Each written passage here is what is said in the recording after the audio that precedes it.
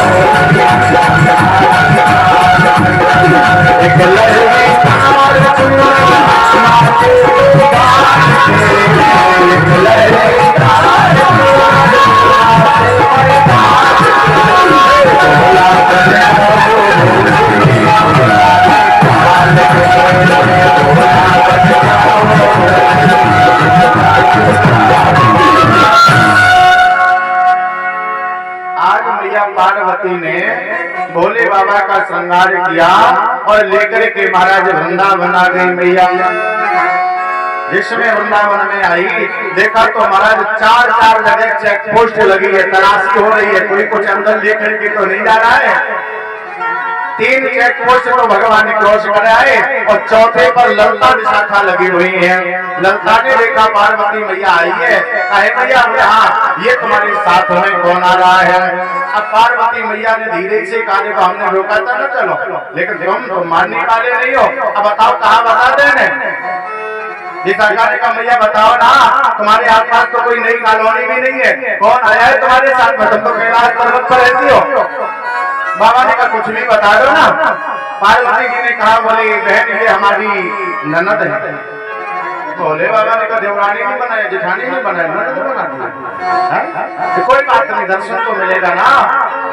भगवान का दर्शन करने के लिए प्रभु किसी हद तक जा सकते हैं। सारी महिलाओं का शंकर भगवान ने दर्शन किया, केवल महाराज की ऐसी लीला है जिसे भगवान देख नहीं पा रहे थे, आज वहां भी भगवान का पदार्पण होने जा रहा है। विशाखा ने कहा बोले मैया तुम्हारी ननद है, बोले हाँ, लेकिन इनके हाथ बड़े काले काले लग रहे हैं। पार्वती जी ने कहा बोले बहन सुनो ना, ये ननद हमारी लगती है दक्षिण भारत से आई है और है पति इनके सुख बार बड़े, इससे काला तन पाई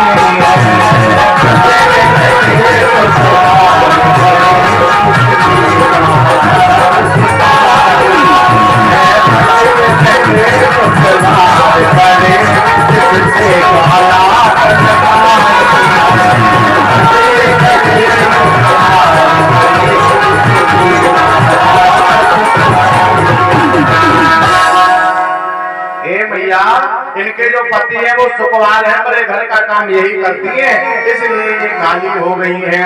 तब तक ललता ने कहा बोले काली हो गई कोई बात नहीं, लेकिन इनके पाँव में तो बीमारी पटी है। अच्छा भाइयों के पाँव ऐसे होते ही है ना, माताओं के अच्छे होते हैं ना। अब तो मैया परेशान कहा बताए, भोले बाबा को लगाया एक झटका, फंस गए तुम्हारे चक्कर। मैंने बार रोका तो यहाँ बताओ, लेकिन तुम मानने को तैयार नहीं हो। भोले बाबा ने कहा बात बना देना, जरा सी बात बनाने में भगवान का दर्शन हो जाएगा। पार्वती जी ने कहा बहन ये ननद हमारी लगती है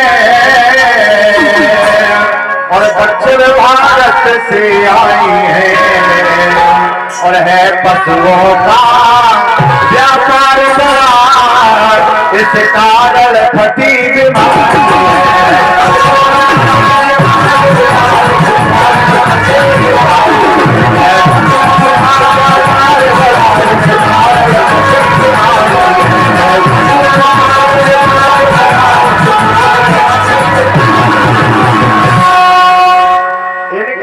पशुओं का बहुत बड़ा काम है, बड़ा व्यापार है, इसलिए इनके पांव बढ़ गए हैं।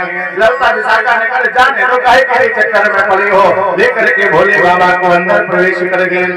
आज भगवान ने दरवाजा बंद करवा दिया, महाराज प्रांगण में सारी माताएं बैठ गई, भगवान महाराज करने लगे और बिहारी जी ऐसा महाराज कर रहे हैं। कुछ देर भगवान ने महाराज किया और जब बिहारी जी महाराज करे तो भोले बाबा घूंघट मारे अब हम आगे कहेंगे नहीं, आप थोड़ा आपको बुरा लग जाएगा, आगे की बात बोलते हैं, पीछे की छोड़ देते हैं। भगवान घूंघट मारे बैठे हैं और भगवान के गले में पड़ा रहने वाला विषधर बार बार अप डाउन कर रहा है। अब जब विषधर अप डाउन करे तो कन्हैया की निगाह चढ़ भगवान की निगाह में चढ़ गए, और जब भगवान की निगाह में चले तो भगवान ने महाराज बंद कर दिया। गोपियों ने कहा बोले प्रभु महाराज क्यों ने बंद कर दिए हैं? बिहारी जी ने कहा बोले हमें लगता है कोई घपला हो गया है, हमें लगता है हमारे महाराज टांगल में कोई षड्यंत्र हो रहा है। षड्यंत्र जरूर हो रहा है लेकिन स्थिति नियंत्रण में है। कोई बात नहीं, अभी मैं परीक्षण करके देख के ले रहा हूँ। अंदर आज आवाज लगाई, आज मैं सारी गोपियों का मुंह देखूंगा। अब भोले बाबा चक्कर में बोले आज ही इसे मुंह देखना था, अरे आज के बाद देख लेते, आज से पहले देख लेते। लेकिन भगवान को भगवान है, नीचे उतर गए, एक गोपी का मुंह देखा, 4 का छोड़ दिया, 5वीं का देखा, 10 का छोड़ दिया और सीधे भोले बाबा के पास में पहुंच गए।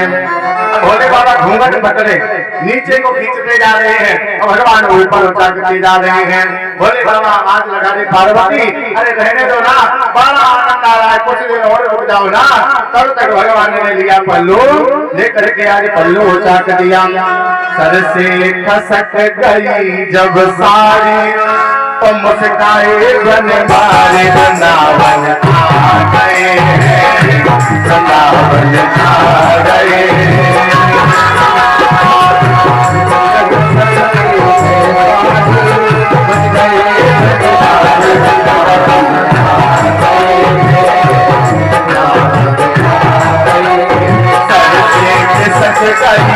जब बारी मुस्काए बन बारे वृंदावन आ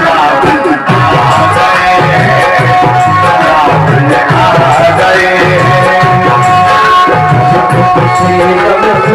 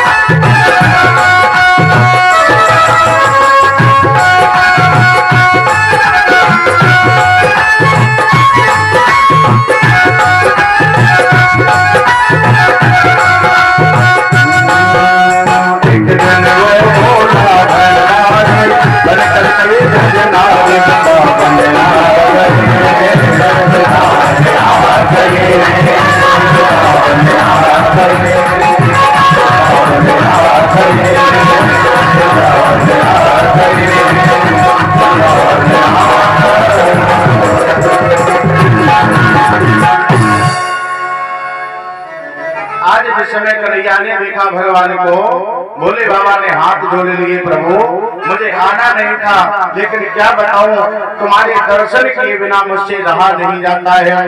कन्हैया ने कहा, बाबा तुम आए नहीं हो, बल्कि हमने तुम्हें बुलाया है। तो तुमने हमें काहे को बुलाया है? ये कामदेव खड़ा है, ये हारने को तैयार नहीं है। कामदेव ने दोनों हाथ जोड़ लिए, बिहारी जी हम हार गए हैं और मैं तुम्हारा पुत्र बनकर के जरूर आऊंगा। आज काम हार करके चल पड़ा। समय बीता, भगवान ने केसी नाम की दैत्य का वध किया। घोड़े के स्वरूप में वृंदावन में आया हुआ है, यमुना के किनारे पर घूम रहा है। भगवान को देख करके दोनों पांव उठा करके मारने के लिए दौड़ा। भगवान ने दोनों पांव पकड़ लिए, 2 बार घुमाया, घुमा करके यमुना के किनारे पर पटक दिया। जिस स्थान पर केसी को पटका उसी स्थान का नाम ही केसी घाट हो गया। जो लोग वृंदावन जाते उन्होंने दर्शन किया होगा। जब आप काली देव पे पहुंचोगे तो काली देव से आगे केसी घाट बना हुआ है। आज भजमंडल में गोपेश्वर भगवान के रूप में भोले बाबा की स्थापना कन्हैया ने करवाई और वरदान दिया, बाबा अगर मैंने तुम्हें भजमंडल में बुलाया है तो जाओ, मैं वरदान देता हूँ, ब्रज में आने वाला कोई भी भक्त अगर मेरे दर्शन के लिए आएगा और मेरे दर्शन के उपरांत आपके दर्शन नहीं करेगा तो उसे मेरे दर्शनों का फल जीवन में कभी नहीं मिलेगा। गोपेश्वर भगवान को वरदान दिया। समय बीता, नारद बाबा का आगमन कंस के दरबार में हो गया। कंस से नारद बाबा ने कहा, बोले भैया इतना समय हो गया तुमने कृष्ण को नहीं मार पाया है। कंस ने कहा, बोले महाराज कहा बताए, वो मरता ही नहीं है। अरे तुम मारने ही नहीं चाहते हो? अरे हम तो मारना चाहते, वो मरता नहीं है। नारद बाबा ने कहा, कुछ भी हो जाए कल मैं कन्हैया को मरा देखना चाहता हूँ। कल? बोले हाँ। तो इतने जल्दी बाबा कैसे मरेगा? जब अब तक नहीं मरा तो कल कैसे मर जाएगा? नारद बाबा ने कहा, उपाय मैं बतला रहा हूँ। घर में धनुष यज्ञ का आयोजन करो और उस आयोजन में कन्हैया बलराम को बुला लो। यहाँ आने पर बड़े बड़े निशाचर तुम्हारे घर में हैं, और निशाचरों से मरवा देना।